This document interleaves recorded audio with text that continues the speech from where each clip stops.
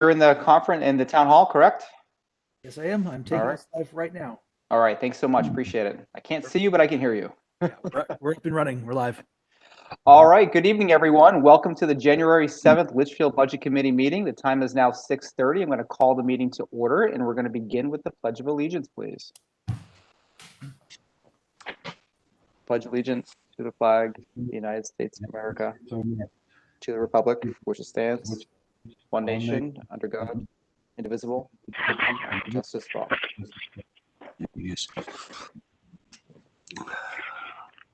Okay, thank you very much. I'd like to just take a moment and wish the committee a very happy new year. Hopefully everyone had a safe and fun holiday season. Welcome back. We have a couple of meetings scheduled tonight, and then next week is going to be a virtual budget hearing. More to come later this evening on the budget hearing itself.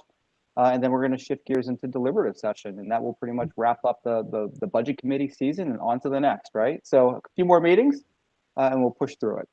Tonight, moving forward with the agenda, I'm going to open it up to public input, please. Mr. Chair, there are no members of the public joining tonight. Okay, Mr. Brunel, thank you so much. Really appreciate that. Any changes or review or additions to tonight's agenda by anyone? Okay, hearing none. Moving into correspondence, as always, Ms. Forty, please keep me honest here. I do have a laundry list of correspondence once again over the last 2 weeks. So I'll just summarize it and read it off here. On December 18th, Mr. Izabicki shared an updated school budget document with the committee. Also on December 18th, we had email exchange with the library. Vicki, I know you're on tonight. Thank you for joining. There were budget requests for increases across a few different lines of the library, which we're going to hear more about momentarily here. On December 18th, there was a request that I sent to the zoning board. I know based upon our last committee meeting, there were a few outstanding questions based upon their email to us. They have not been responsive to my outreach. And in fact, I did send a follow-up to them early this week and no response there, but more to come on that. December 18th, we had the town weekly budget report. On December 21st, we have draft minutes from December 10th, which Michelle, thank you so much for sending. And then on December 22nd, we have the draft minutes from December 17th, which were also sent by Michelle. On December 23rd, we have Ms. Forty, your edits to both the 1210 and 1217 minutes. Also on 1223, we have the weekly town budget report. 1223, we had a planning email correspondence for CIPC, Capital Improvement Planning Committee, and that is going to be scheduled on January 18th. So there was some email exchange there in regard to logistics and getting that set up. 1231 draft budget hearing PowerPoint was sent to Ms. Forty, and I know Ms. Forty, you provided some thoughts and edits to that. 1231 town weekly budget report. January 1st, we had the draft budget hearing that I sent to town. This is the draft budget hearing PowerPoint that I sent to Town Administrator Brown as well as Business Administrator Izabicki for their review and confirmation, of which they both affirmed everything looked good. January 4th, the confirmation from Mr. Izabicki on the budget hearing deck. I know Town Administrator Brown confirmed earlier today, and I circulated it to the Budget Committee earlier today, that deck, so you have it. On January 4th, we also have the follow-up with the library and zoning, so these are my follow-up requests. I know, like I said, Vicki is on tonight, who's going to speak to a couple of budget items and requests for increase. Zoning did not respond. On January 5th, I circulated the budget hearing and deliberative planning session. Actually, this was a session that was arranged by the town with the support of Mr. Brunel and had several department heads, et cetera, in regard to what deliberative and what the budget hearing session will look like this year in light of COVID. More to come on that later tonight. And then on January 6th, we have an email that was sent from Mr. Jim Norton, who's on Woodhawk Way. And just a brief summary, everyone on the committee received that. He was expressing his dissatisfaction with the budget committee reductions and asked, there was an ask to the budget committee to restore all reductions to the school budget in general, just blanket restore all budgets that were reduced. I think that covers it. Did I miss anything? The only thing I caught was on December 29th, the budget committee and the select board were sent email from Troy Brown about the awarding of the contract for Old Town Hall painting. Oh, yes. Thank you. I did miss that. Yes. And so that was awarded to Mr. Leary. I know there was some concern, Mr. Leary, that you were trying to be as transparent as possible in terms of, any perceived conflicts of interest. And ultimately that was made by the select board decision to proceed with your services. Yeah, I tried to avoid it, but they couldn't get anyone. They posted it twice and they got no responses. And I gave them some names, and Troy did some cold calling and he got nothing. So I agreed to do it. I would still like to see somebody else do it, but I'm willing to do it if no one else will step forward. Thank you very much. Mhm. All right, any other correspondence from the committee? Seeing none, okay. We have the minutes from both December 10th and December 17th. I know, Ms. Forty, you had made some edits to both of those minutes. Are there any other motions or any other edits to the minutes that we should discuss tonight? If not, I'll entertain a motion. So moved. I have a motion by Mr. Leary. Is there a second? Second. Second by Mr. Sun. We'll do a roll call vote, please. Ms. Forty? Yes. Ms. Douglas, have you joined us? No. Okay. Mr. Hodgkins? Yes. Mr. Hayes? Yes. Mr. Sun? Yes. Mr. Taylor? Aye. Mr. Burke? Yes. Mr. Leary? And I am also an aye. That passes 8-0-0. Okay, excellent. Moving into tonight's business, we have reports from zoning and from library. Just to kick it off with we'll actually do a quick change here. We have library on with us right now, so we'll start it off. Vicki, I will turn it over to you. I know you had submitted some requests to the budget committee, essentially in summary, asking for an additional $7,905 be added to the budget. And Troy, I know you're on as well. That is not reflected in the current Google sheet, at least from what I saw. And so that would be a change to the budget and then ultimately to the bottom line of the budget should that increase pass this evening. Mr. Chair, what was that? What was that amount again? I The apologize. amount is $7,905. And that takes the library budget from what we already reviewed and approved at $297,548 to $305,453.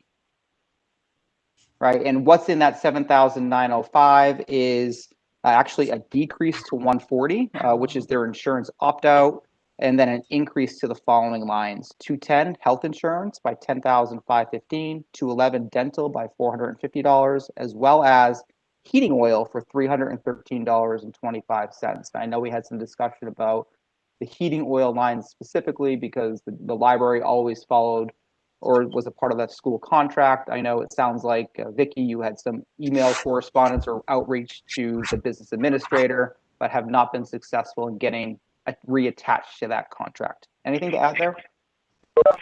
No, there isn't. So Okay. I did reach out to him after your last meeting, and he did say he would look into it, but I have not been able to get in touch with him since that time. So I have nothing I can give you. Actually, I think Mr. Izabicki just joined. Great. Are you there? Yeah. Excellent. We were just talking about the library heating oil and the request that the library is asking for, which is an additional $313. I guess there was some email exchange with yourself regarding getting reattached back to the school contract, if that's a possibility. Yes. Dave Ross has been reaching out to Burke Oil. He has not heard back from them as of yet. So the individual that is usually responsible for our account was not in today. So he has emailed him and we're waiting to hear back. I haven't heard anything as of yet. Got it. Thank you for the update. So with that, unfortunately, that doesn't help us for this evening. And, ultimately the bottom line voting, which is in the order of business for tonight. So ultimately the committee needs to make a decision on whether we're going to add $7,905 to the library budget or what the will of the committee is here.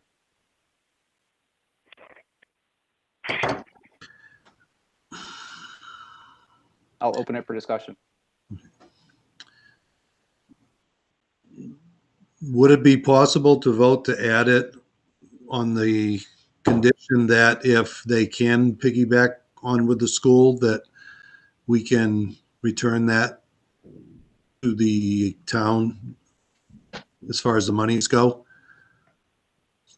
What I'd like to do is to keep it clean, if that's the intention of the committee, is to vote it in this evening, and then at deliberative, we will meet after that deliberative session, and we can remove it then, the $300 or so then, and that buys the school, or buys the town and the school a couple weeks to figure it out. Okay, very good. Thank you. Any other comments from the committee? I'll make a motion to add $7,905 to the library budget. I'll second it. We have a motion by myself, second by Mr. Hayes. The discussion as stated, right? This is the sum of the decrease to line 140 and the increase to line 210, 211, and 411 to fund the library budget at 305,453. And Vicky, that is the correct number, correct? I believe so, yes. Yep. Okay. My only question, and yeah, I go ahead, missed it, is how does this affect us with the tax cap? Does this, because I thought we were within $1 prior to this vote. We are. So does this put us over? If So- we vote all warrant articles is the question.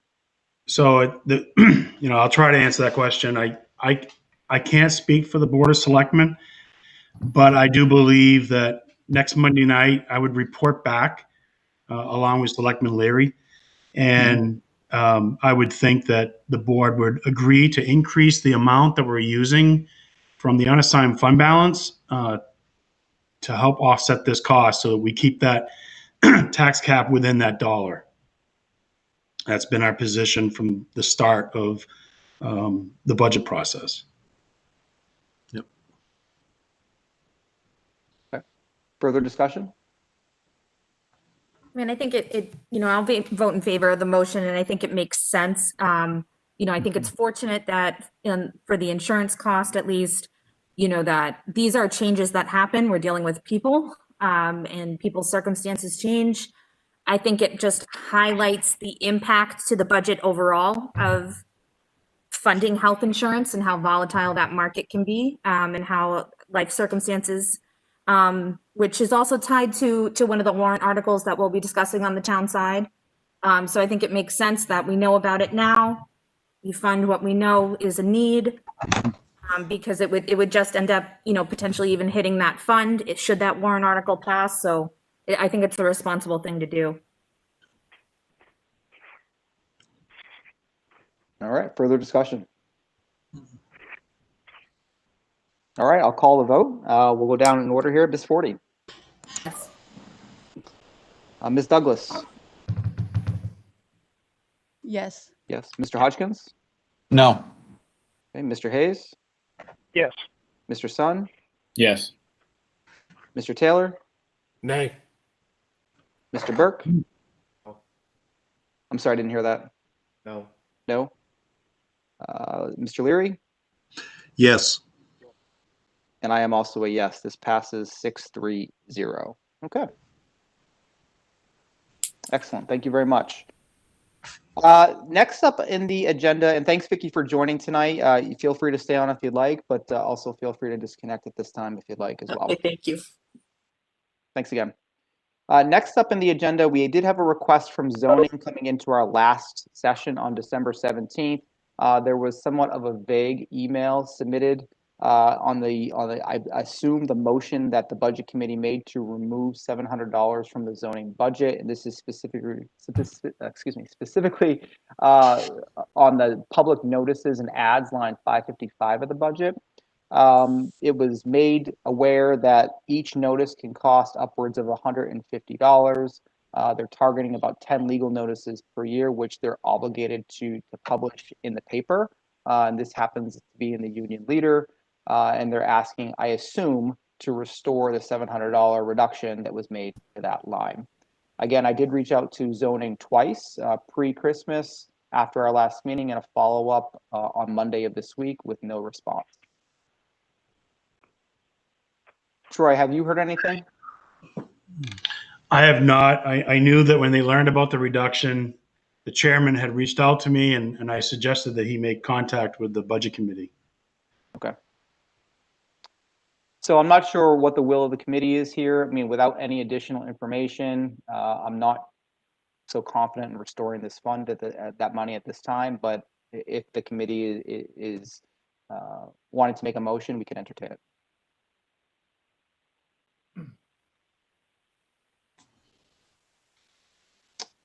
Hearing none, we will close that and move into town bottom line voting.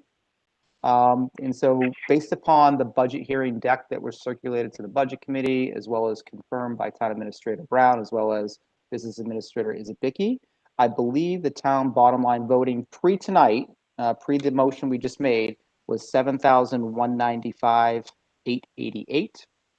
Let me just get my calculator to make sure I have the right math here.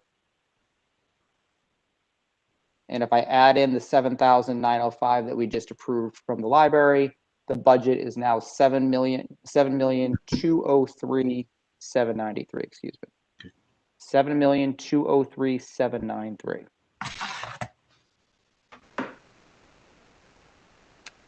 Are there any other motions to any budget items before we vote bottom line? If not, I will make a motion to approve or to recommend 7,203,793. I will second. We have a motion by myself and a second by Ms. Douglas. Further discussion? Okay, we'll do a roll call vote. Ms. Forty. Hey, Andrew, I do have a question. Oh, I'm sorry. Yes. If this budget were not to pass, then what would the default be? Or what would it default to? It's The higher. default budget currently is 7,346,362. It's higher than the current operating budget. Okay. Yep. You're welcome. Further It's about comments? 150,000 more. Give or take, it's about 150,000. Okay, Ms. Forty, Yes. Ms. Douglas, Yes. Mr. Hodgkins, Yes. Mr. Hayes, Yes. Mr. Sun, Yes. Mr. Taylor, Aye. Mr. Burke, Yes. Mr. Leary, Yes, and I am also an aye. The bottom line of 7,203,793 passes 900. Okay, excellent. Next up is voting on town warrant articles. What I'm going to do, just so we're all aligned, I know some are on the WebEx here, so let me present my screen. Hopefully that doesn't cause any problems for LCTV. Okay, great. And everyone should be able to see the warrant articles on my screen if I make it a little bit larger. Yep. Okay, Mr. Hayes, I know you're connected through the phone. This is the same warrant articles that were previously shared, and I know you also have the school warrant articles that I had emailed to you. That is correct. Great. So with this, Article 1, there are no warrant, no motions. Article pound, there's nothing. So I think our first article that we're going to either recommend or not recommend at this point is Article 2. Before doing so, I just want to be clear from the board's perspective. Have these been recommended or not recommended by the board yet? they're all recommended, I believe. Excuse me, Andrew? Yes. You're displaying the school warrant article. Ah, wrong screen. Okay. Thanks. Any better? Yeah. There we go. Sorry about that. Andrew, they've been on, I have the votes in there and they've been all recommended by the Board of Selectmen. Okay. And of course, you know, based on budget committee action and public hearing input, you know, it's still subject to change. Mm-hmm. But as of right now, they've all been recommended. Great. Yeah, and I pulled this as of last night, so perhaps it was updated earlier today. So thank you for that. I did it early today. So, and just so everyone's clear, it looks like the planning board will have 2 articles. So as we start referencing article number 2, that number may change, you know, to article number 4. Like, so for the operating budget, it may change to Article number 4. Right, but the language within the article is not going to change. Well, yeah. Okay, great. But we do need to update, well, so this is interesting because we just changed the bottom line of the operating budget. So will the board need to revote that? That's one of those examples where they'll take another vote. And we did have one selectman absent the day that we took these votes. And typically when we have the final voting, the selectmen always make sure they have all 5 selectmen present. Got it. Okay. So I think there's value in reading this. I'll turn it over to the will of the committee and what you'd like me to do. Would you like me to read these just so it's crystal clear for all those who are following along? Or is the WebEx enough? I think the WebEx is enough, given that we'll also have budget hearing and then deliberative, where everything will be displayed and verbalized. And Great. That saves me the extra water here. Yeah. So, Mr. Chair, if I can just ask a clarifying question, please. Please. My understanding, if all these warrant articles are voted and approved, then you're over the tax cap. And my understanding is the budget committee cannot approve funds over the tax cap. You are absolutely correct. So one of these articles or more will not be recommended by the budget committee this evening because of the tax cap issue until that's solved by the board. My recommendation is to look at these articles and perhaps we look at Article 4, right? Because the 2021 impact is $8,921, which was just over the amount that we raised the operating budget by. So if we do not recommend Article 4, we will still remain within the tax cap and we can revote Article 4 as an example after the tax cap threshold has been changed by the board. So the plan then is just to discuss but not vote. To discuss this one particular article, we can vote on the others. That works Or for me. whatever article, it doesn't really matter. I think that's a good trade. Yeah. That makes good sense to put that on the burn until next week, discuss it, and then we can vote on it next week after the selectmen have taken their position. Okay, excellent. So Thank you. with that, do we want to wait on voting Article 2 as well? I say yes, wait. The thing is, we don't really know what the selectmen are going to do we? They may not put that money back in, and then if Article 4 someone wanted to push it through, it's not going to go through.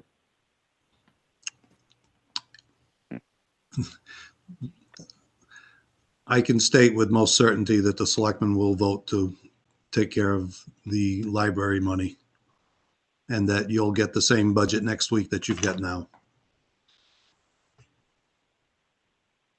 So it's the will of the committee. What would you like to do? Would you like to hold off on voting all articles until after the hearing? Or would you rather get some of the voting done this evening? So how does the calculation work? Like if we know that we can anticipate that there's going to be a change on the revenue side because that's where the funds would go from the Board of Selectmen. Could we not just take an initial, if people are concerned about it, put that money in ourselves? Like technically it's our budget, our revenue numbers. Could we not just add the money in on the revenue projection to take care of it if it came down to it? Because it's all based on estimates anyway. Yeah. I think my issue, Ms. Douglas, is, I don't want to be necessarily in a position where we're recommending an article before the board has recommended or not recommended it.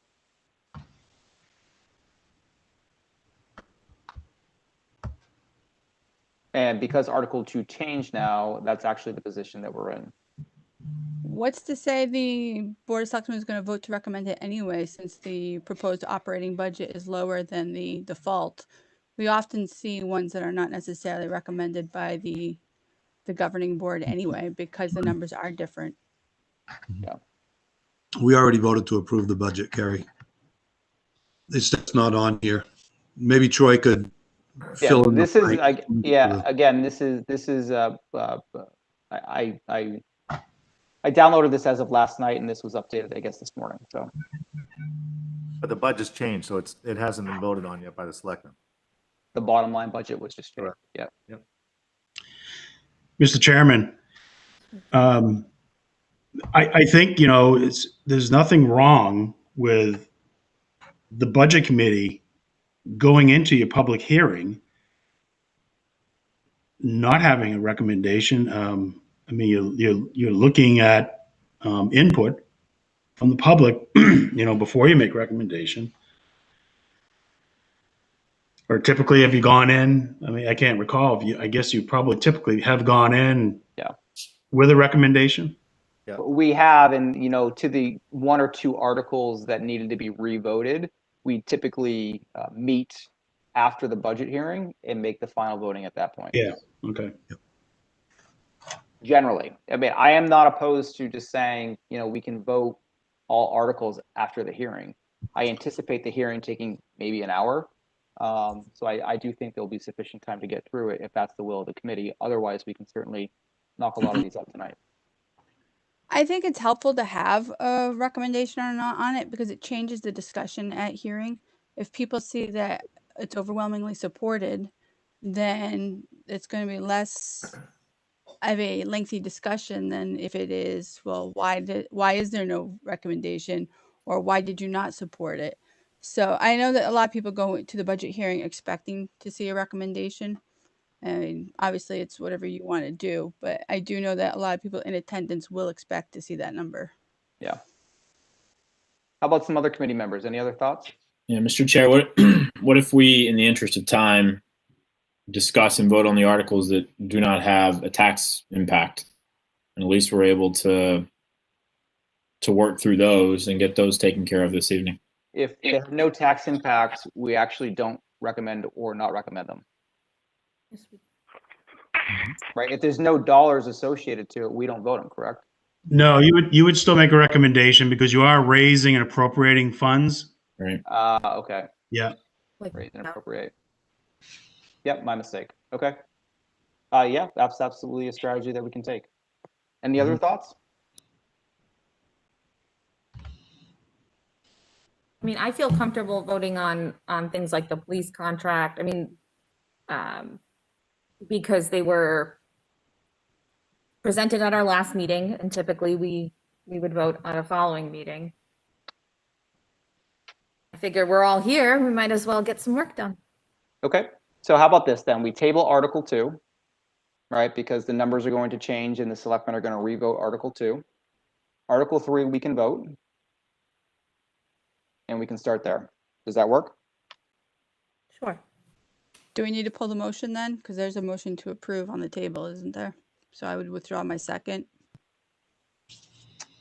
Do we make a motion on this one? I'm just looking at my notes. Yeah, so I will withdraw the motion.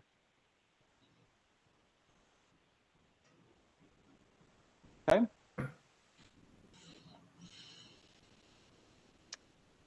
Article 3, I'll entertain a motion. I'll make a motion to approve. I'll second it then. All right, I have a motion by Mr. Hayes and a second by Ms. Douglas. Further discussion? All right, we'll run down the roll call voting here. Ms. Forty, Yes. Ms. Douglas, Yes. Mr. Hodgkins, No. Mr. Hayes, Yes. Mr. Sun, Yes. Mr. Taylor, Aye. Mr. Burke, Yes. Mr. Leary. Aye. I am also an aye. Article 3 passes 8-1-0. Okay. Article 4 is the town clerk full-time position. I'll entertain a motion. So moved. We have a motion by Mr. Leary. Any second? I'll second it. We have a second by Ms. Douglas. Further discussion? Ms. Forty, No. okay. Ms. Douglas, Yes. Mr. Hodgkins, No. Mr. Hayes, No. Mr. Sun, Yes. Mr. Taylor, Nay. Mr. Burke, No. Mr. Leary, Yes. and I am also a yes. Motion fails 4-5-0. Okay, excellent. Hey, we can go back to Article 2 now. We'll proceed first. Article 5. This is health services and human agencies for 21,255. Any motions? Move to approve Article 5. We have a motion by Ms. Forty. Is there a second? Yes. Second by Mr. Leary. Further discussion. All right, Ms. Forty, Yes. Ms. Douglas, I'm going to vote yes. yes. Mr. Hodgkins, No. Mr. Hayes, Yes. Mr. Sun, Yes. Mr. Taylor, Aye. Mr. Burke, Yes. Mr. Leary. Aye. I am also an aye. That passes 8-1-0. All right. Next up is road improvements for $100,000. Any motions? So moved. Motion by Mr. Leary. I will second. Further discussion. Yes, this is a question I'd have, like I've asked the school too. How much money do they have in these accounts where they can just take money and that they already have? And did this money come from taxes that they've asked for and never used? Mr. Brown, I'll let you take that one. Yeah, so this is, every year for at least the last 5 years that I recall, we have articles where we use funds from the unassigned fund balance. So these are funds where that result in we've taxed people in previous years and we didn't spend the money, or we've collected more revenues than we projected. And all of those funds go into become part of the unassigned fund balance. And those funds aren't committed for any purpose. And the only way they can be used is through town meeting vote. I think there's a way that the selectmen can petition the DRA in emergency situations. If there's a court order, we can pay our fines using this fund. And the selectmen can use it as we're proposing to use it this year to offset the tax rate. And so this year, for the first time in many years, we are proposing to use the fund, a portion of the fund, to offset the taxes, and that way we can meet the tax cap. So as of right now, we have about $2.3 million in the fund. It's right where it should be. Every year when we set our tax rate, the unassigned fund balance is looked at by the DRA. They like to see us within a certain range, and that range is 5 to 10% of the gross appropriations of the school, county government, and town. And so they like to see you have enough set aside, somewhere around 5 to 17%. And I believe we're right around 9%.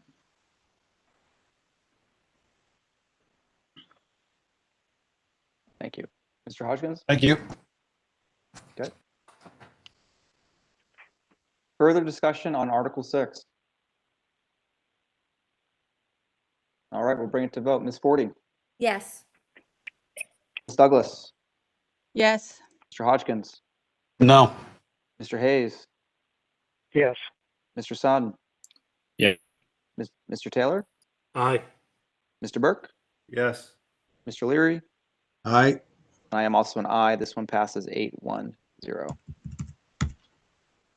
Okay, thank you. Article 7, plow truck purchase. This is $100,000 to add a new plow truck to the highway department. Are there any motions for Article 7? So moved. A motion by Mr. Leary. I will second. Further discussion.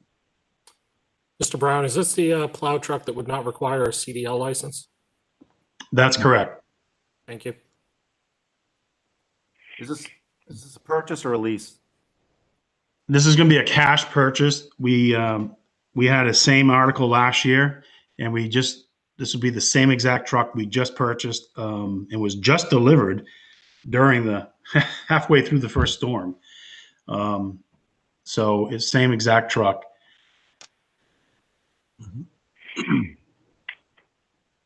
Any other discussion? All right, we'll do a vote. Ms. Forty, Yes. Ms. Douglas, Yes. Mr. Hodgkins, No. Mr. Hayes, No. Mr. Sun, Yes. Mr. Taylor, Aye. Mr. Burke, Yes. Mr. Leary. Aye. I am an aye. This passes 7-0. Okay. Moving forward here, let's see. Article 8, raise and appropriate $25,000 for property reevaluation. Are there any motions on Article 8? Motion to approve? I'll second. Motion by Mr. Hayes and a second by Ms. Forty. Discussion. I think this is a very sound way to fund what is unfortunately a necessary expense I believe it's every 5 years. Instead of there being big spikes to the budget, putting the money that we need aside piece by piece so that when the bill comes due, we have what we need to fund it. Yeah, I agree with you, Ms. Forty. And this is actually, also at kind of the direction of the budget committee, right? Where we kind of spread out the costs, have a fund available so that there aren't those artificial spikes in our budget. So this is an article I fully support. My understanding is, don't we already do this though? I feel like when we look at the assessments, it's already a 5-year, like it's been split up. Is that not how we're currently carrying it in the budget? I believe there's a No. spike. Yep. Okay. In that 5th year, there is a spike because there's an additional reevaluation cost. The total cost of the contract is split up. That you're totally correct, Carrie. I had taken an extra look at it too, because that's what I thought. But in that year with the reevaluation, there is a expanded cost, I believe.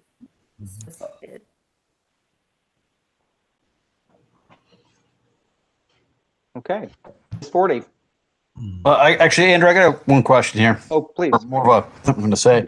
It seems like these articles are get underneath, a tax cap. So you're telling the people you're not taxing them, which is not really true because you already did tax them on it. So yes, there is no tax rate impact, but you're taking everything from money that people already paid. So it does, and this is more than just this article; it's the other ones too. If you really want to get this stuff through, why don't you tell people the actual cost of it and put it in the budget, and then say yes, there is a tax impact. Well, if I may, I would like to believe that we're being fully transparent here. We have a warrant article that's clearly stating that we want to raise and appropriate funds for a specific purpose, and the funds that we want to use to offset this cost is funds that the citizens have already been taxed for, or funds that we've collected in excess of projected revenues. So, if you were to just word this article to raise and appropriate through taxation, someone could argue that, you could argue that we've already been taxed for this. So, this is something that we do every year. It's a way to help stabilize the annual budget and operating costs. So we usually try to take any type of expendable trust fund, capital reserve funds that we're trying to establish or to put funds back in.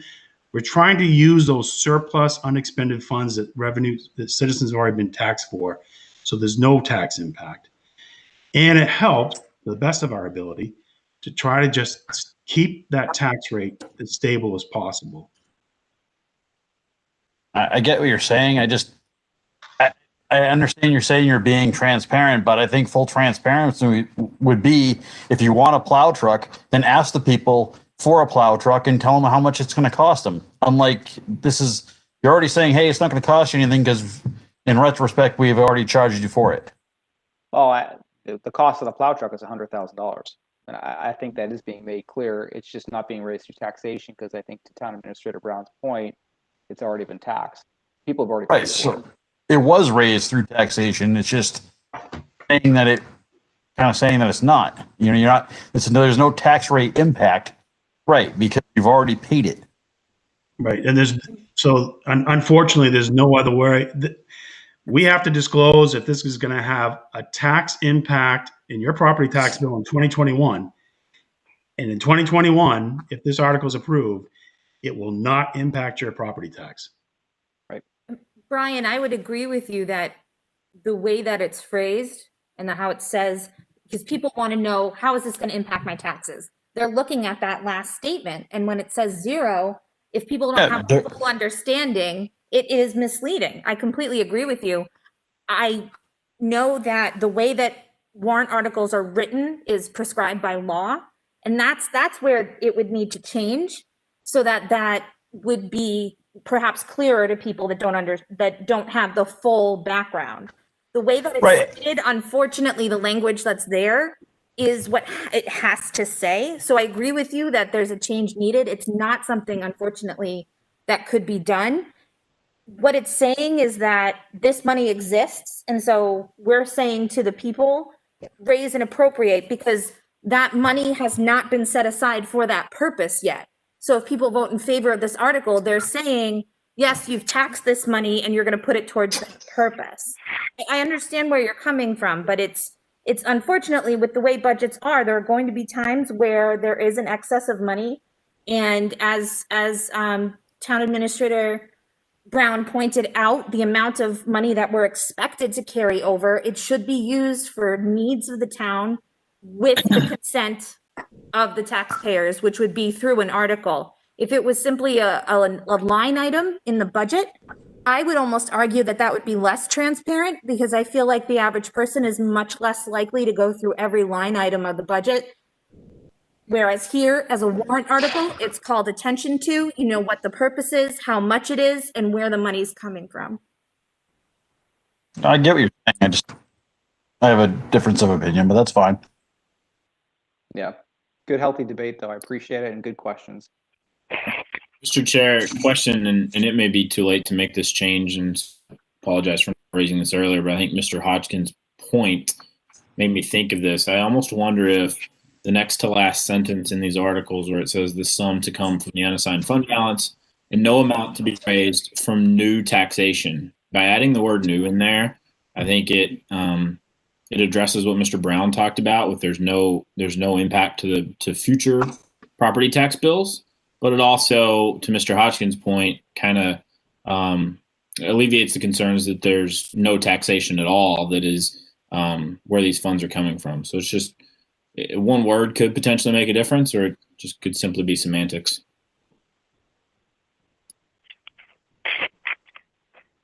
Thank you. Good point. All right, further discussion on Article 8. We have a motion and a second. I'll bring it to vote. Ms. Forty? Yes. Douglas? Yes. Mr. Hodgkins? No. Mr. Hayes? Yes. Mr. Sun? Yes. Mr. Taylor? Aye. Mr. Burke? Yes. Mr. Leary? Aye. I am also an aye. This passes 8-1-0. So Chairman Carter, Selectman Leary and I will reach out to our legal counsel, because that's worth asking a question if we could insert that word new in there.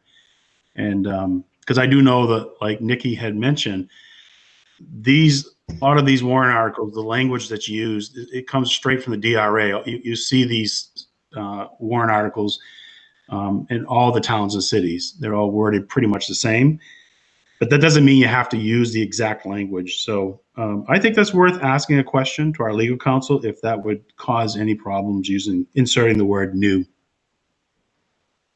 Thank you very much. Yeah, I do think that's worthwhile and great suggestion, Mr. Sun. Okay, shifting gears into Article 9, please. This is Health and Dental Care Expendable Trust Fund for $25,000. Is there a motion? So moved. Motion by Mr. Leary. Is there a second? Second. Second by Mr. Sun. Discussion. Just as far as just a comment, I don't know if $25,000 is even worth putting into a fund like this based on how much we spend on health and dental care. Well, if I remember the spirit of this particular article, it's to cover the unexpected, right? Similar to what we've just explained in the library and why we needed to increase the budget just this evening for those unexpected changes in our staff health and dental insurance accommodations throughout the year. As we all know, it can be very expensive. And as we've seen last year and again this year with the budget, it's very expensive. And having a fund like this, I think, allows for coverage where we may not be able to cover it in other areas of the budget. And it's happened both years that I've sat on the board. We've had the unexpected happen, so we've had to scramble to come up with the money. And this just will set aside a fund for this purpose. So is this for both the town and the library? I was just going to say, is this also covering the library still, or what's the gentleman's agreement now? Town and library. Town and library. Have we been in a situation? So I know we've had situations where we had employees change status or whatever, but have we actually been in a situation where we've been unable to fund that change? Because clearly we have a sizable unexpended fund, which means that we've been running a positive balance annually. So have we been in a situation when we were unable to or almost unable to meet that obligation, and which would mean that maybe this isn't actually necessary? I think, Mrs. Douglas, what we're kind of in a good position where the town's open enrollment, we have everyone signing up in November, December. So, you know, as Vicky, she learned during open enrollment, she has some changes. And so at about this point in time, you know, we're able to put together a budget that represents the exact enrollment status. What we find is that maybe 6 months out, you know, June or July, someone changes, you know, they sign up for a family plan or they drop a plan or we have a vacancy, we hire someone. And there's a couple of things that happen. One, you know, when you have a vacancy, you can go sometimes 2 months before the position's filled. So a lot of time, the added cost of health insurance is made up due to the fact that you didn't spend the salary line. So it doesn't tend to be a problem. I think it's a greater problem for the library, but that's not to say that it can't be a problem for the town. I think $25,000 is a good way to start this fund, but it easily could be. It could be all depleted in 1 year. These types of funds, the selectmen, library, everyone tries to work together. We try not to use them. We try to work within our operating budgets. And as a last resort, we turn to these expendable trust funds.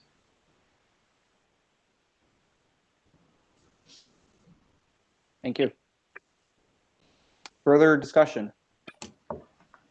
Just a question for clarification. This is not setting this up as an annual $25,000. This would, if that were the wish, the desire of the Board of Selectmen, this would be an annual article request, correct? So this will not be an annual. The hope is that, you know, we could see this fund set there for a couple of years and not use it. However, if something happens this year and there's just no other way to fund the health or dental change, we would tap into this fund and we would have a discussion about coming back to the citizens and replenishing the fund. With the thought being, usually when we try to, we have a building maintenance fund, we have a couple other of these funds. We try to fund them with the unassigned fund balance so that there's no new tax. Okay, thank you. Ray, do you know the amount that will be placed in the unassigned fund balance from this year? Yeah, it's right now and 20. Let's see here. When we just did the DRA set our tax rate. They calculated the fund balance at $2,345,603. But how much are you depositing in there this year, from this year, that you haven't spent? So, are you talking about what we think we'll have for growth when we close the books? Correct. Right now, it's still a little too early to project, but I'm hoping that we're going to see a turn back between unexpended funds and additional revenues, somewhere around $150,000. And that's on top of the items you spent ahead earlier, right? And yes. So you're talking $250,000 from your budget was left over. Yeah. We obviously, this was a unique year where at the very start of the budget, January, February, March, departments don't spend their money because we're waiting for the budget to be approved. Yep. And then as soon as the vote was taken, a spending freeze was put on in effect for COVID. And then we received a lot of federal assistance. So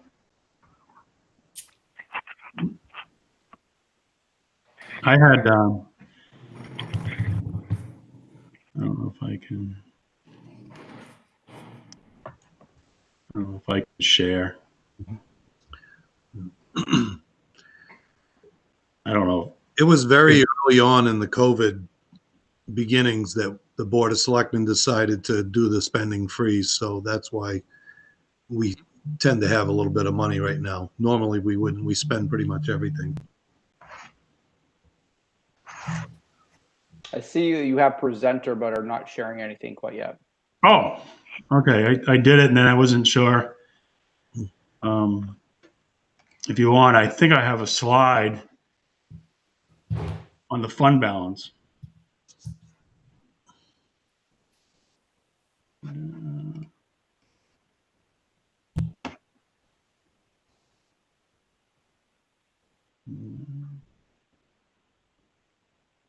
Open up.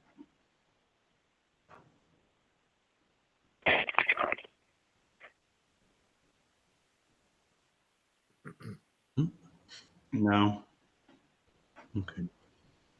Not working. I don't know that it materially changes, the voting on this article. Yeah. Any further questions on Article 9 before we call the vote? All right, Ms. Forty. Yes. Ms. Douglas. No. Mr. Hodgkins. No. Mr. Hayes. No. Mr. Sun. Yes. Mr. Taylor. Nay. Mr. Burke. No. Mr. Leary. Aye.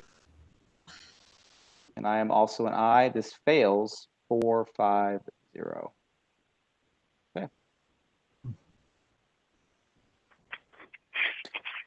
All right. Moving into Article 10, please. Article 10 is fire station bond proceeds for $23,582. Actually, Town Administrator Brown corrected these articles. We removed the cents from this particular article because of the way it needs to be written. So it's 23,582. That's correct, right, Troy? That's correct. Yep. All right. So Article 10, fire station bond for $23,582. Are there any motions? So moved. We have a motion by Mr. Leary. I will second. Further discussion.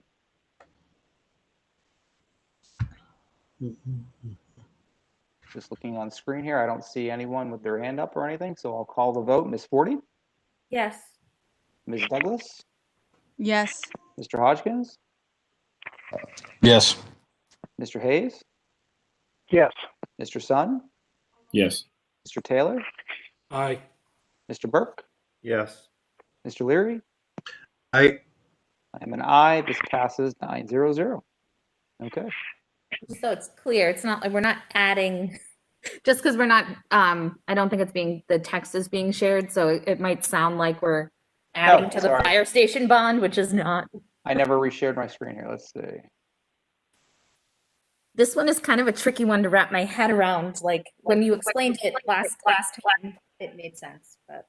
Yeah, this is more, if I recall the conversation, right, this is more procedural in nature. As a result of the fire station, there's interest that has accrued in that account for $23,582, and this is procedural to close that account. Yeah. This is an example that when the selectmen close out this, they have no authority to spend the interest. Only the bond principal amount. So typically when you close out a bond, the interest rolls over and becomes part of the unassigned fund balance. The Board of Selectmen wanted the taxpayers to be able to have the opportunity to take this interest and actually use it to put towards the bond payment.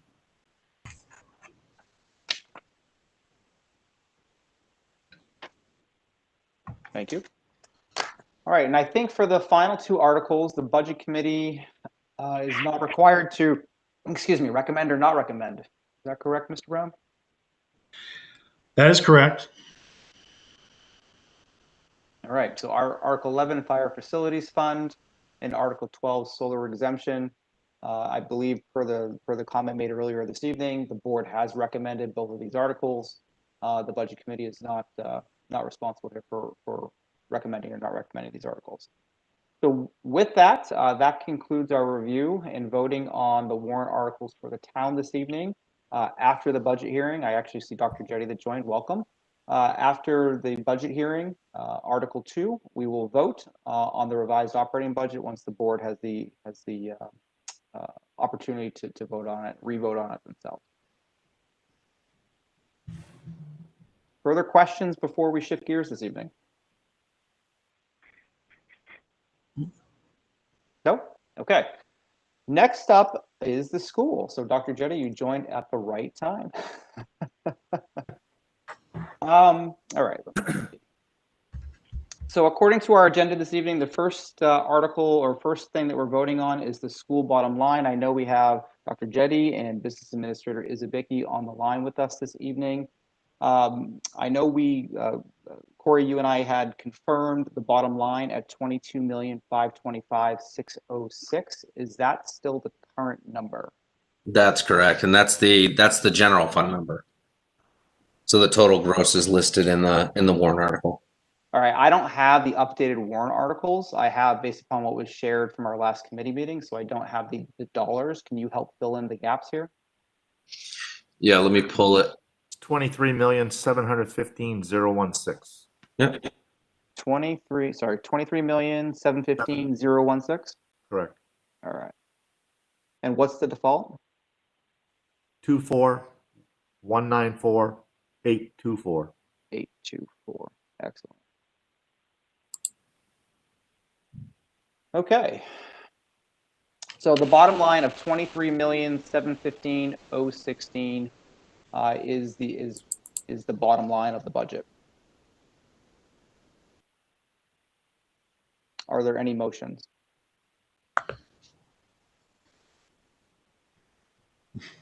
Motion to recommend. We have a motion by Ms. Douglas. I will second. Discussion. Yes. What's the default? Is it 23? 24,194,824.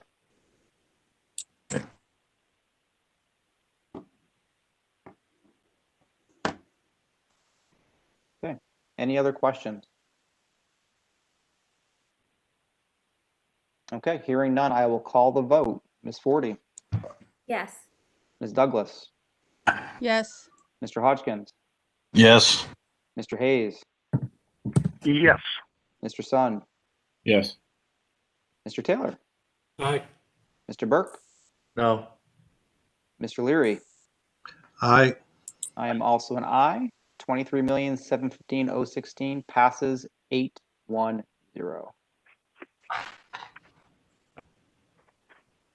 All right. Moving into school warrant article voting. So Article 1, as displayed on screen, will read totaling 23,715,016, and the default budget shall be 24,194,824. Are there any motions? I'll make the motion. Is there a second? Second. I'll second it. Okay. We have a motion and a second. Let me just make note here. Motion second. Further discussion? Okay, hearing none, I will call the vote on Article 1. Ms. Forty, Yes. Ms. Douglas, No. Mr. Hodgkins, No. Mr. Hayes, Yes. Mr. Sun, Yes.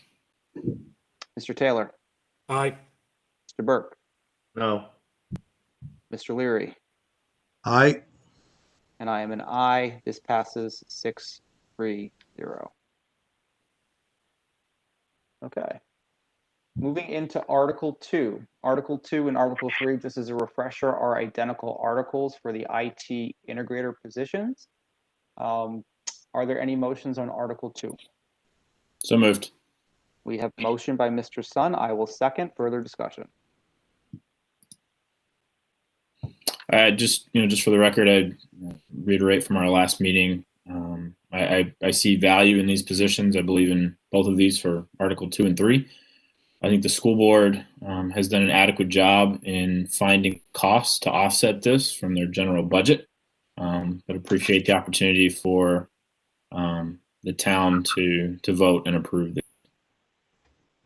Yeah, I would echo your comments, Mr. Sun. I am grateful that the school put these in warrant articles and gave the opportunity for the voters to vote. I will be supporting these articles myself. Further discussion.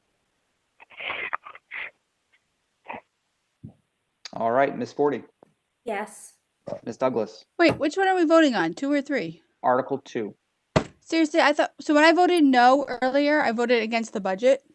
Yes. Yes. Seriously, I thought we moved on to Article 2. Damn. All right.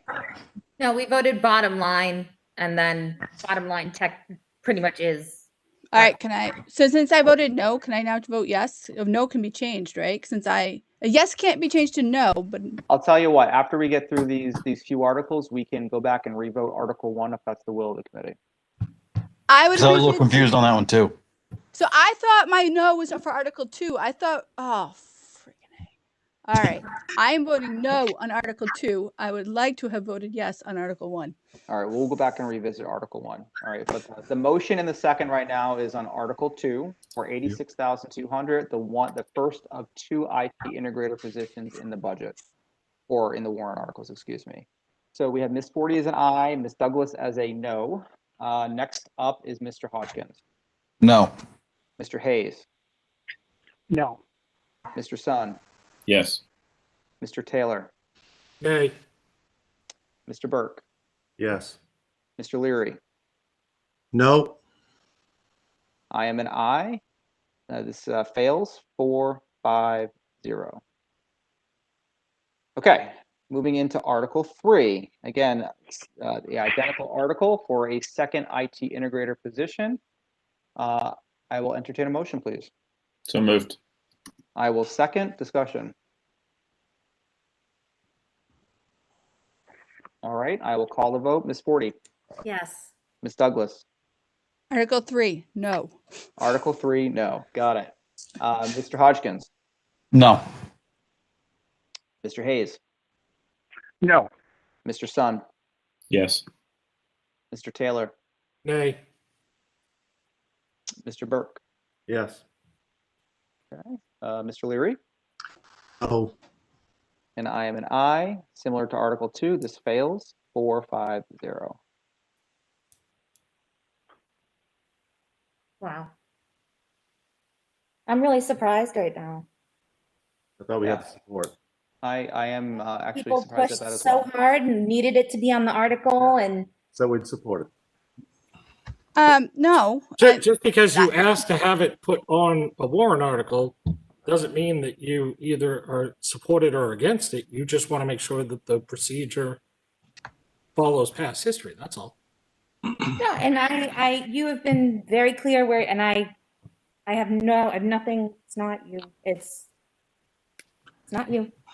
In my view, speaking from not the chairman perspective, but a parent perspective with 2 young kids in the district, I can absolutely understand and fully support the need for the IT integrator positions, given, especially this past year, with the amount of tech required, the amount of Chromebooks required, the amount of technical support required, the amount of kids using iPads for bring your own device because they don't have Chromebooks, the amount of Chromebooks that have been recycled because we don't have new Chromebooks yet. It's been a disaster. And I fully support this. I empathize with Mr. Pelletier and what he's going through this year in supporting the district. My 2 cents. I don't disagree that it's needed to deal with this current situation. My concern is I don't agree that it's a long-term need. So had it been for the duration of the current situation, I likely would have supported it, but I don't know that I don't agree that it's going to be a long-term need once kids are back in school. So, working in education, I can tell you that most school districts, not only in New England, but across the Midwest, have these positions and have had these positions for many, many years prior to COVID and prior to remote learning. I see tremendous value in these positions for our school district.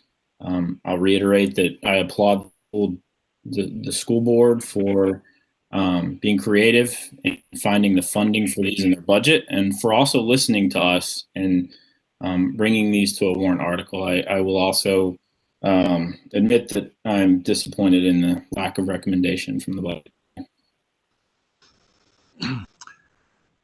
I will say that I think positions are somewhat needed in the district. I do not like the fact that the teachers had to lose money out of their pockets via the stipends being removed, and a administrative assistant had her hours cut to find money to do this. But the people at the top of the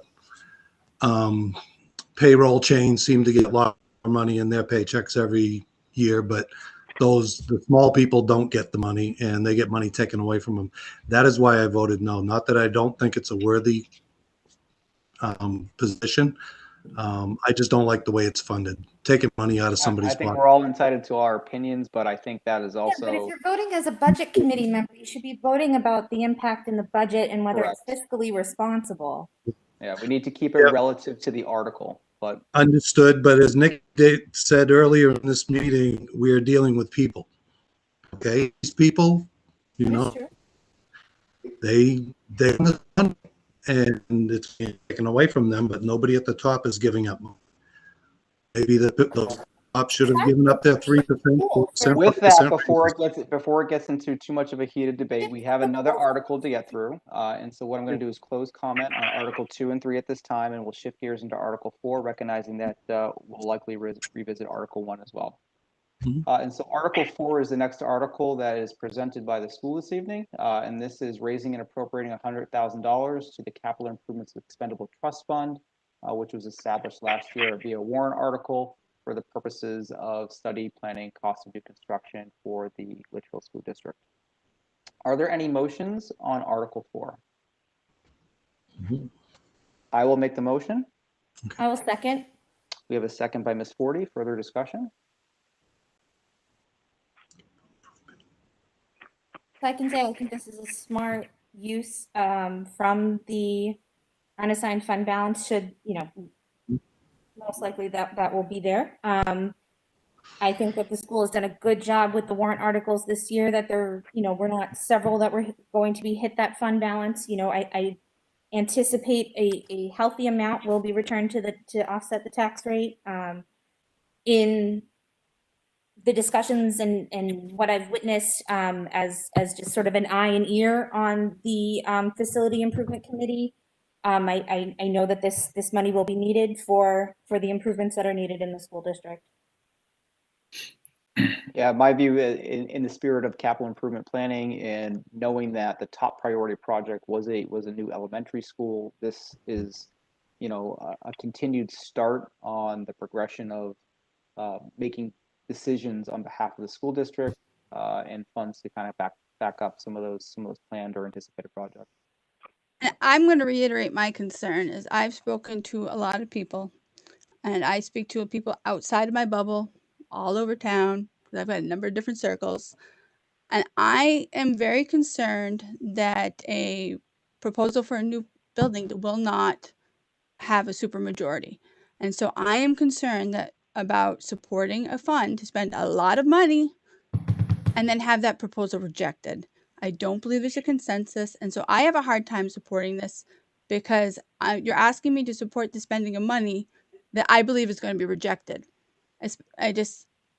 I Yeah, wish that we in had my separated view- out the middle school and the high school, honestly, because I think GMS is a discussion that we need to build a consensus around before we spend significant amounts of money on it. So I'm really struggling with this one. Well, the capital improvement committee placed this as the number one priority for the town. We don't know how they're gonna vote, Gary, unless you know every single person how they're gonna vote. How can you say that we're not gonna have the votes? Can I ask a question? I said I am very concerned that we will not. I never said we are definitely not going to get it. I said it's a concern. You're asking me to support the spending of money on a plan that you go over 40%, what is it, 45% of people, and it doesn't go forward. To me, I have a hard time being as a steward of money in this town. You're asking me to spend money on a proposal I'm not convinced would pass.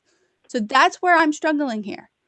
That's why I've said I wish that the middle school and the high school had been separated out, because those are, to me, pretty easy to move forward. It's the new building versus what we're going to do with GMS that, in my opinion, based on conversations I've had, is not resolved. I'll give other committee members an opportunity to chime in before I do. So I hear Ms. Douglas's concern, and I think there are some points in there. I think it'd be hard pressed to find anybody that I've talked to that doesn't agree that GMS needs to be replaced. I think when we look at the dollar amount sitting in this article and the dollar amounts that could be potentially associated with a new school, this dollar amount represents 2 to 3 thousandths of a % of that total cost. And so while this dollar amount on paper looks large, when you put it in the grand scheme of thing with the planning and the cost associated with the new building, it's a small amount and an investment in that. And Carrie, we're doing what the budget committee asked, is let the public decide. So why don't you let the public decide if they want to spend $100,000 in planning? And that'll probably give you a little bit of an indicator of how many people want a new school. And I think the public will decide, right? That's why it's a warrant article. So I think what we've heard is one committee member's opinions, and while it's appreciated, I don't know that it's representative of this entire committee. And also, just point for Mr. Hodgkins, I know was a comment made on the town side. This is one of those articles that's no amount raised from taxation. So same discussion, right? Where this is monies that have already been raised and appropriated, and it's being used to fund this particular warrant article in an established trust fund. In my view, given long-term planning, is a responsible way to do it. I guess I'd have a question haven't we already gone down this road of looking at how much schools cost? I mean, hasn't designs or plans already been looked at, or because they're estimating the cost of what, 35 million? I think it's a very rough, I mean, Dr. Jetty, you can speak to this, but I think it's a very preliminary number at $30 million.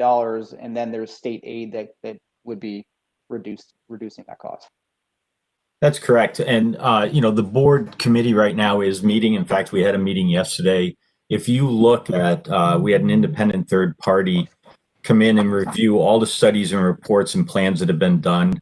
This has been about a 20-year effort to figure out what to do with the school. And in that 20-year time, it's continued to deteriorate. And the state was crystal clear with us. And this is important for Ms. Douglas to hear, because she's talked about the merits of potential renovation on that site. The state will not give us one taxpayer dollars toward renovating that building because it is a unacceptable site and they will not take hard-earned state tax dollars and put them into a plant that they will not endorse. So we have it in writing from the Department of Ed that you cannot renovate that building. And when you look at it on its overall merits, it is time to build. And it is time to build on higher ground because that site is too wet and not acceptable going forward. So that's the reality of what we're faced with. Now, the committee is exploring all options, and part of this money will be used to make sure that we engage the community in a very definitive procedure to understand what people want out of a new school. And the other thing I will tell you is that that building is so energy inefficient, it's costing roughly twice the average cost of heating and electricity to keep the current Griffin School open. We're envisioning building a school that will be close to net zero and that will be able to be a real model for fiscal responsibility when it comes to energy costs in heating and electricity going forward. And when you do that, you can then leverage considerable grant funds that go beyond state aid. And, you know, we're being very smart and very purposeful in the way that we're selecting this. And the other thing is we're examining our overall real estate footprint. And we're saying, where do we currently have capacity? So the idea that we're going to build a pre-K-5 school is on the table for discussion because we may not need to build a pre-K-5 school if we can have a true community-based dialogue about what the right configuration is. And the final point I'm going to make is that not once have we talked about doing this through bonds. There are other options that are available to us in order to pursue how to do this school. So even the idea that you're not going to get a supermajority, nobody's talking about a supermajority yet. So I really hope that the committee endorses our need to continue the study and the marketing and the community building around this project so that we can come forward with something that we can be proud of, that will properly educate Litchfield youth for the next 50 years, and that we can get this project done once and for all and move forward. Dr. Jetty, quick question. Thank you for that. When do you anticipate having actually blueprints? So the timeline that we're working off of is that we have to have a letter of intent to the state for any aid that we're eligible for by next December. And then you have to have the plans. And I don't know if they're blueprints. I don't know if they're full sketches or exactly what, but they would be due in June. And that would be June of 22. Yeah. So, so if you back plan off of a December intent, we have to have something other than a concept on a napkin, right? It's got to be brought along. So these funds will be used to continue to advance that project and do the community engagement piece that we know we need to do. So similar to what we've done with the middle school, the OPR, the owner's project requirements, we want to get that firmly established so that we know the owners, being the Litchfield taxpayers and community, what is it that we expect this project to do and to deliver. So that'll be a very collaborative process. And I think that at the end of it, everybody in town will have an opportunity to participate and weigh in. Thank you. And just one final comment, and then I'll turn it over to other committee members. I think, for me, the surprise was when last year's warrant article passed, the funds were used, and I understand it's a necessary evil, right? But the funds were partly used for more studies and more information gathering, which again, I understand is a necessary evil. But in my view, because it has been a 20-year process, to your point earlier, how many more studies, how much more information do we need to gather on this? Yeah, great question. So the study, we did one study, and that study is our current population study. So we now have projections out through 2030, the next decade, of what is seen for us. We have to have that data because we don't want to overbuild or underbuild. You can't build something and then come back and say, whoops, it was too small. There was some population shift that we didn't predict. So we now have that information in hand. That's allowing our committee to continue the work going forward. The second part of that, and it was a minor part of that report, so the bulk of the expense was for the population study and the enrollment predictions. The minor part was the meta-analysis of all these studies. So we now have a 55-page document that summarizes all the studies that have been done for the last 20 years by an independent third party, who can say this is what was looked at and this is what was concluded. That will become the study where we currently are. So if somebody says, well, have you thought about the following? Well, take a look here on page 32. We've actually studied that already, and we've got it captured in the one nice spot. So to your point about the $70,000 from last year, we now are going to begin because the fiscal year is not over. We have until June to keep doing our work. And so we're going to keep doing our work relative to the next phase of the OPR work and community building. And then this money I would envision being to turn this more into a design the state is going to look for. Again, it may not be full architectural details, but it's got to be more than just, hey, we want to build a school about this size, right? So we're going to need money in order to design that.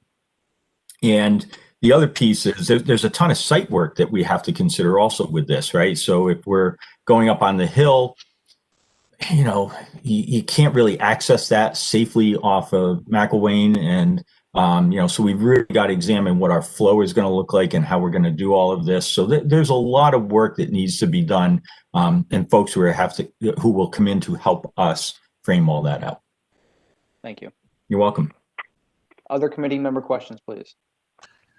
Yeah, that pretty much comes across as you're looking for money for PR to sell it to the Litchfield residents. And also, it doesn't really look like you're looking to renovate existing facilities. You're looking for this money to have plans to build a new facility. Because clearly, at what you just said, you want a new school. That's correct. Why don't we put it there saying you want a new school? This money is for plans for a new school. In my view, and Dr. J, I'll let you answer that certainly, but you know, the article is written or renovation because I believe there's also renovation ideas circulating around LMS, especially removing the grade 5 classrooms, the potential expansion, I should say, of the kitchen, which was a part of the CIPC plan, etc. So I think renovation is still relevant, not really renovation for the elementary school though. So then change it to cost of new construction of a GMS so that when we come back with this discussion next time, it's very clear. My question too is, there's been a discussion a couple of times about state aid. What level is being proposed and will we be on the list? Well, this is the process. So state aid has changed significantly since the last project. You now have to apply for the state aid in advance. That's what the letter of intent is. Then you have to wait to see what the legislature puts into the funding for not the budget being developed, but the biennium after that, I think, is where it falls. So, you know, this is why we need to begin the process and be lined up with how to get that request in. And to answer the question, Carrie, we're not certain of that at this point. So we are going to be responsible with pulling together plan specs, pricing it out, getting voter approval before we even know what the state is going to chip in. No, I think, so actually, Corey, I want to double check with you, but I think we'll have the numbers or the predictions of preliminary state aid by the time there would be a warrant article put in front of the voters. Am I correct on that? Yeah, we would have the projection of what the aid is prior to it going on the warrant for vote, so we would know what the offset would be. Right. So we don't know it right now because it hasn't been established, and the state aid program is not what it used to be with a guaranteed amount. And so, but by the time it gets on a warrant article, there would be a number attached. And Dr. Jetty, I want to give you an opportunity to respond to Mr. Hodgkins as well, if you intended to do so. Thank you. I mean, honestly, Brian, our goal is to replace. We cannot renovate Griffin. The state will not give us any assistance toward doing that. So, and it is correct. The Capital Improvement Expendable Trust Fund, when it was established, it is for planning new construction or renovation. So that's why the warrant is worded the way it is. And, you know, another thing is we're not asking for 100,000 to spend 100,000. We're asking for 100,000 to do the work we need to do. We'll do it efficiently and effectively. And if there's money left over, it'll be in that fund that will help with other school projects. So It's not as if the funds are not needed for other things that we need to get after. There are projects at both the middle school and high school that we're currently working on. And I'll also point out that we have leveraged other funds, like some of the COVID money that we've received this year, and we have utilized those toward ventilation projects that the Litchfield taxpayers are not paying the bill for, because they fall under the type of work that we can do. It was grant money that we were able to access. And so we are getting after other projects that have been delayed over a period of time to enhance the ventilation systems in our schools, totally appropriate in the middle of an airborne pandemic.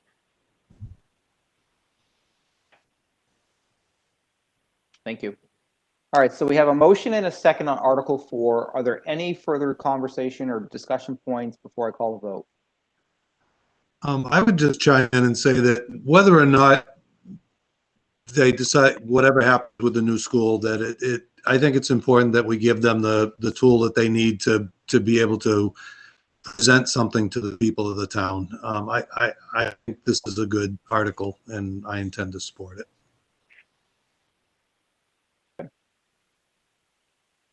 All right, with that, I will call the vote, and we will kick it off with Ms. Forty. Yes.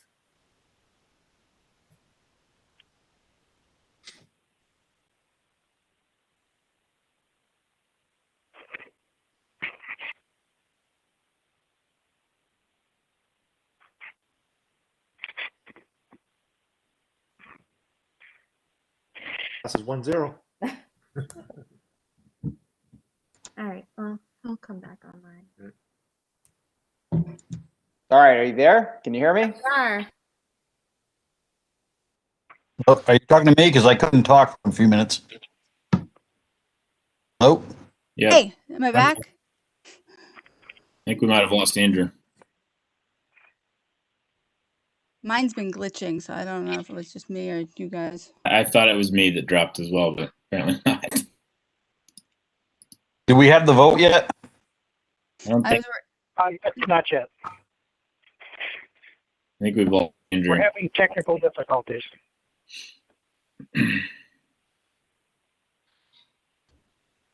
Nikki, do you want to continue the vote, maybe? Yes, Nikki, continue the vote. That's from Andrew.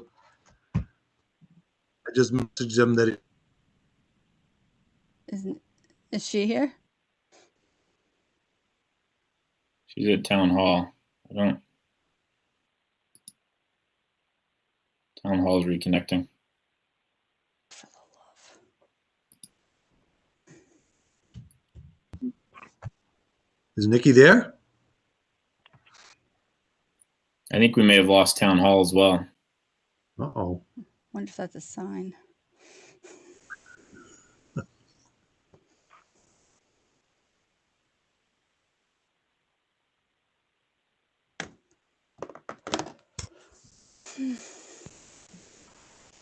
Maybe I see Andrew's screen. Where'd he go?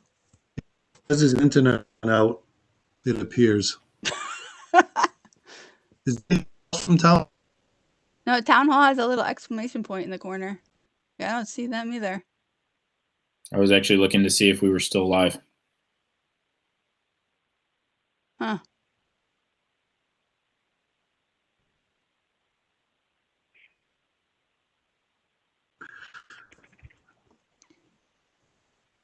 Hey, what's happening?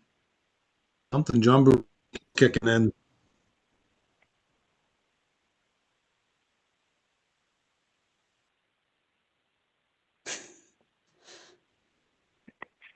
Hey, John Burnell, it's Andrew Cutter, rejoining. Welcome back. Thanks. Can everyone hear me? I can hear you. I can't see you though. Well, I'm connected through my phone. My internet went out, so I apologize. Well, I don't think we see town hall. Yeah, I might. Town hall is also out? Yeah, I think it's everybody from remote is here and everybody who's like connected directly is not. There must be a town-wide internet issue. Fantastic. I have a thing saying that I'm the host now. Perfect. You can share it. Yeah, I'm good with that. Let's see. Why don't we give everyone a minute? Let me text. Yeah, Miss Forty is just messaging me. I think the internet at Town Hall is out. Let me just send a brief message here to Mr. Burnell. Just FYI, we are still live. I didn't check. Okay. We are still live. Can somebody say the phone number? I'm connected, but I can text the number off to. Yeah, the number is 650-215-5226, and there's an access code. Are you ready for that? I am ready. 175-973. Yep. 175-973-6496. That's for what? Perfect. Let me see if I can get this to folks at Town Hall. It should be on their calendar too. Well, they might not be able to access it if they're out.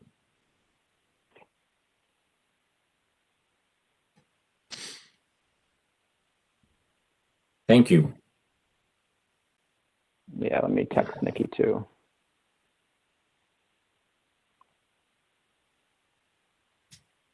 Yeah, it should be on the calendar on their phone as well.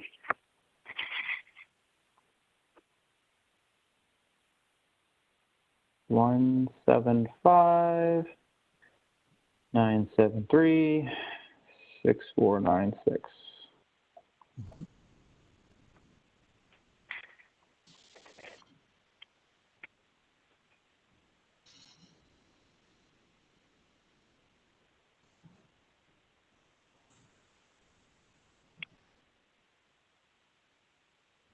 Yeah, John Burnell is just messaging me. Correct. Looks like a wide outage.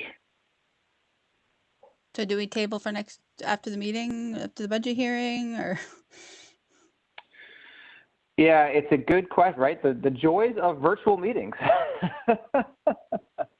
Can't connect. How do we finish? Yeah. Can Mr. Jetty maybe call Brian on his phone and put it on speaker, and we could continue the vote that way? I think we've done it at the town level that way. Somebody. Yep, I can try that. I can. Yeah. Just put it on and we can all hear. Everybody speak up.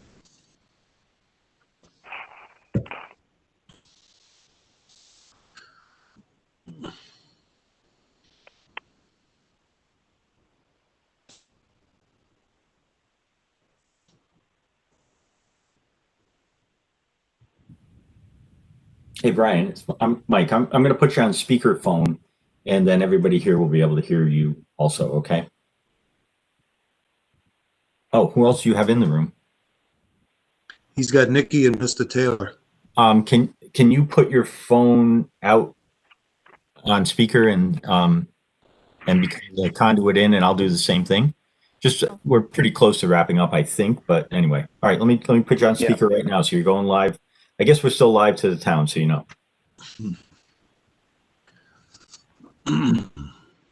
So what's live right now? The broadcast? The WebEx?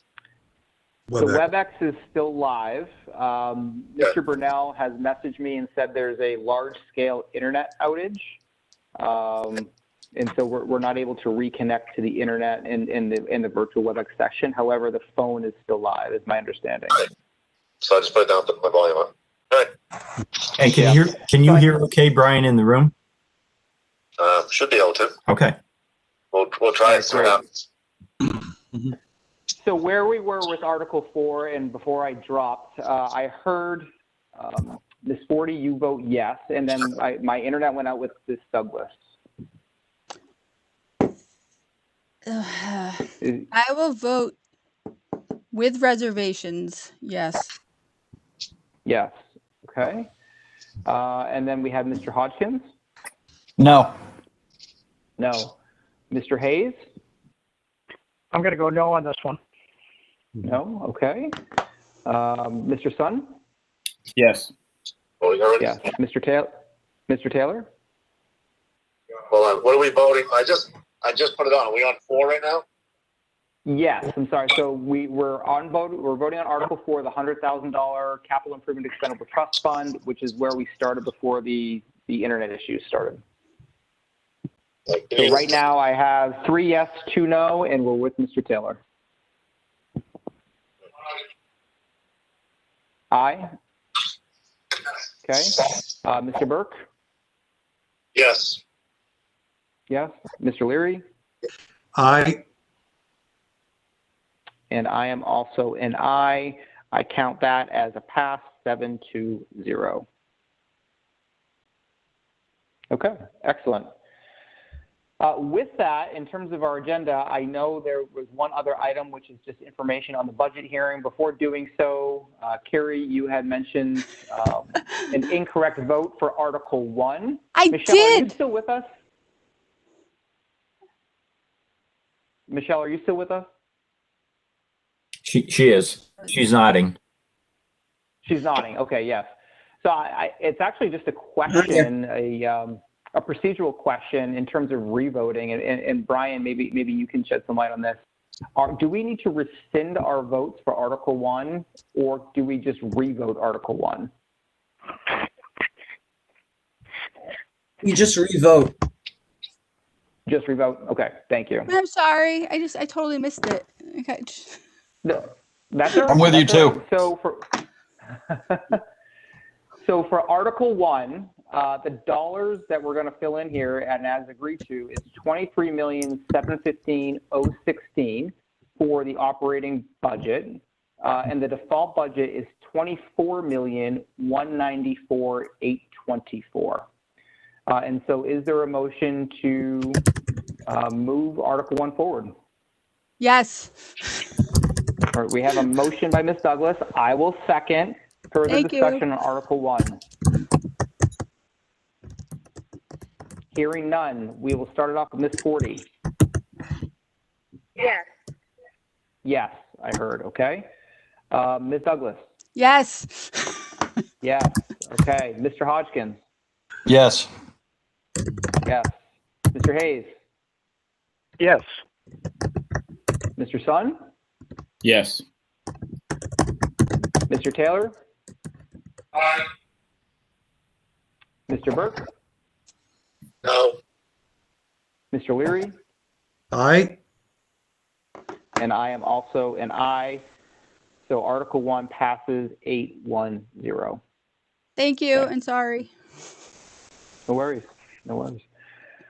Okay, so Article 1 passed 8-1-0. Article 2 failed 4-5. Article 3 failed 4-5. Article 4 passed 7-2. In summary. With that, we do have the next agenda item and the last agenda item of materiality this evening, which is the budget hearing preparation for next Thursday, January 14th. The committee, you did receive the draft budget hearing presentation earlier this afternoon or earlier this morning.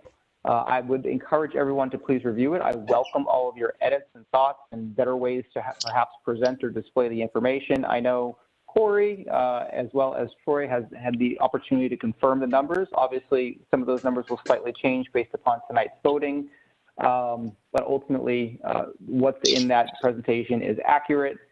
And if you could please send me any updates that you might have by next Tuesday, that would be appreciated. The budget hearing, just so everyone's aware, will be 100% virtual. Town Administrator Brown and myself will be monitoring incoming email notifications, as well as Town Administrator Brown's phone number was published in the Union Leader. The budget hearing public notice was issued today in the Union Leader with my email address, as well as Troy's and Troy's phone number. So in addition to that, any public input will be virtual only, and we'll do our best to monitor during the live meeting any incoming emails or phone calls and bring those points up to the committee at the end of the hearing.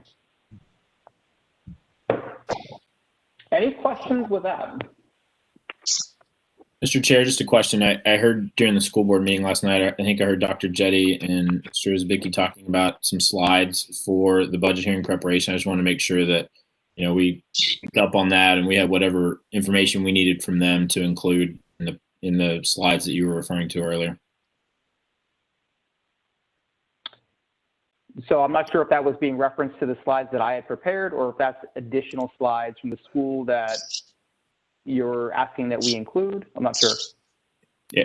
Well, so when we had that conversation last night, we weren't sure about the status of a slide deck. I think in the past, the school district has had its own slide deck to help explain some of the warrant articles that are on there. So we can we'll take that offline and have a discussion about the best way to do it, I guess, because I know you shared it with us today. I have not had a chance to look at it yet.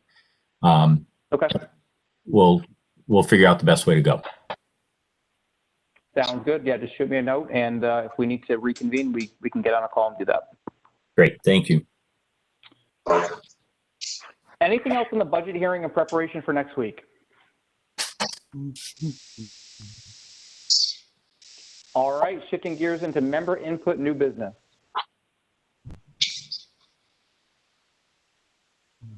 Hearing none. I don't think any. Oh, wait, one second, Mr. You are getting a comment from the field, so here, try again. I think it was Mr. Taylor. Can you go again, please? Asking a similar question Mr. Burke asked of Mr. Brown earlier. Did somebody from the school give a number in terms of how much was moved to the unassigned balance from FY20? I think Corey gave those numbers. Brian requested those. Okay. So I think Corey gave over the last several years. Yeah. Okay. Did you already supply those, Corey? So I think Brian had asked for those. Which numbers?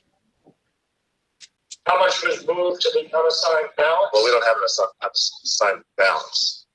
We don't. The school. Sorry, we're having a hard time hearing from the conference room. Okay, what he's looking for, and I think Corey has already supplied, what monies were left over last year and how much was returned? We returned $708,000 or $709,000 to the town, and we encumbered $360,000 out of the fund balance. The school district, the rules for school districts and towns are slightly different. We are not allowed to retain fund balance unless it is specifically voted on or the board encumbers it. So if we weren't to do encumbrances, we'd have to return 100% of what's left over at the end of the year. So there is no where the town, where Troy noted they have $2-something million in their fund balance. We don't retain fund balance from year to year unless it's specifically encumbered. Understood. Thank you. Okay, any other input from the members?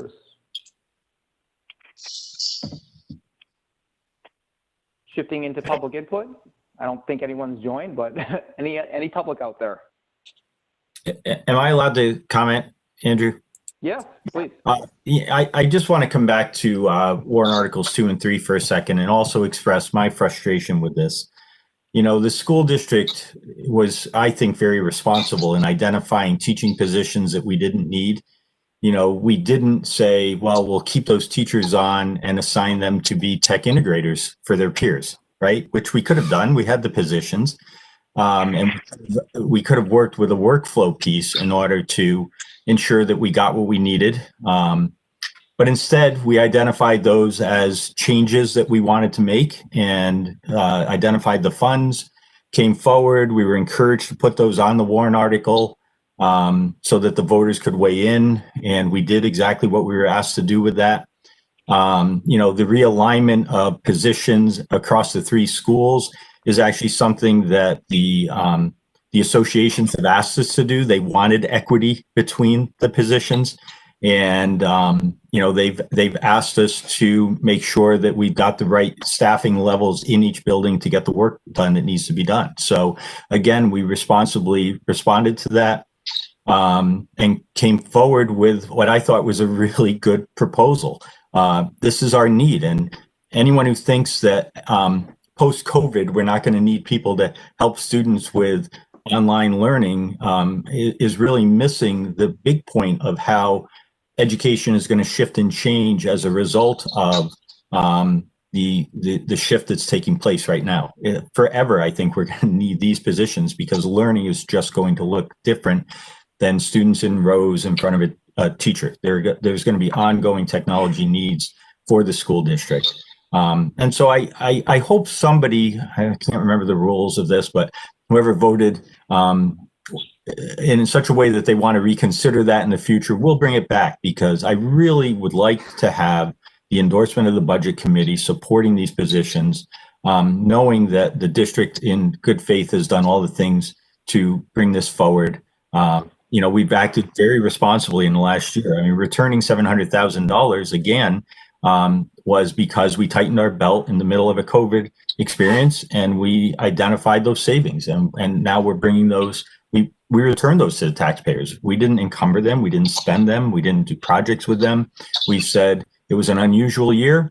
Our taxpayers, people lost their jobs. They found themselves in uncomfortable positions. And it was our responsibility as part of the community to be responsible with the funds that we had. So I'd like to think that we can work together on this to bring this forward as a show of support for the community. And if somebody would reconsider, that would be super, but ultimately it is your decision, and we'll market it and take our case to the taxpayers next. I'm sorry, and I don't mean to be argumentative, Dr. Jetty, but are you asking for you're saying you did what you're supposed to do? You didn't spend the funds. You absolutely should give them back to the taxpayers. So I guess, what are you looking for? I mean, that you did what you were supposed to do. You didn't go above and beyond. That's what you should do. That's what we should expect from you. So what did you guys do that was special? I don't understand. What we've always been told is that it's a bottom line budget that we can work within. And so we could have gone after some projects that we needed to go after. Some of the things that we've delayed. Excuse me 1 second. Family's coming home.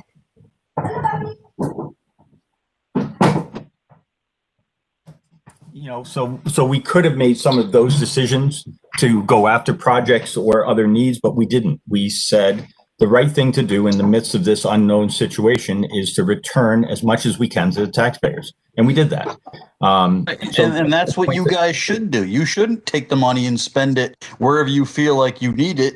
The money is ours. It's not the school's money. It's the taxpayers' money. So you're not doing us favors by giving us our money back. Let's let Dr. Jetty finish, please. I thought he was. I'm not telling you I did you a favor. What I'm saying is, on one hand, the budget committee tells us it's a bottom line budget that we should utilize to get accomplished what we need to do. We delayed projects into this year because we felt the responsible things to do was to be, when the voters came to the polls last March and supported our budget, every single warrant article was supported by the voters.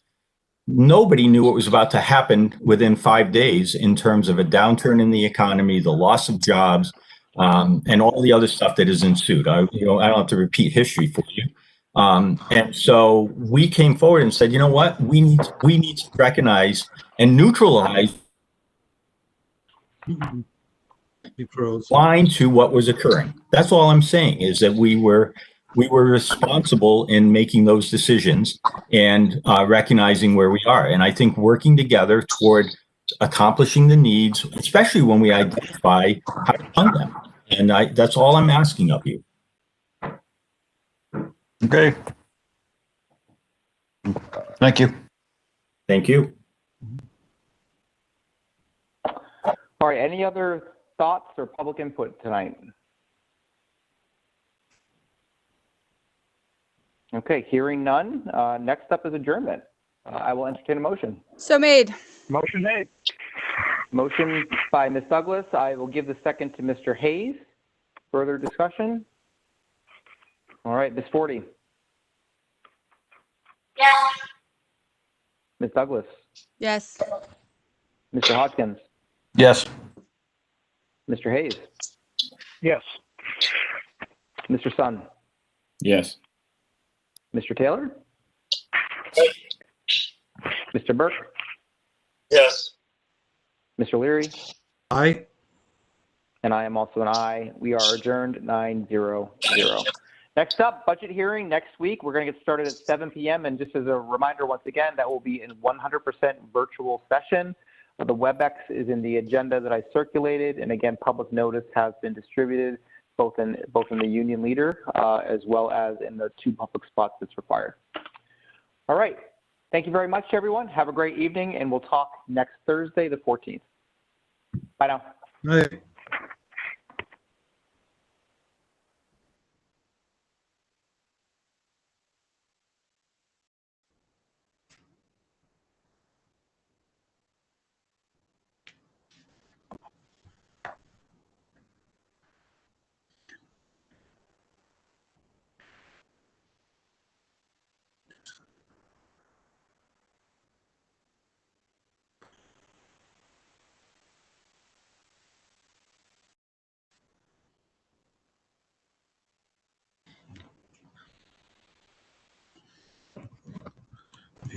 This way I'd be in full support of it, but you didn't. No, you didn't. You did not. You said you do this. That's not how you will. Okay. One friend.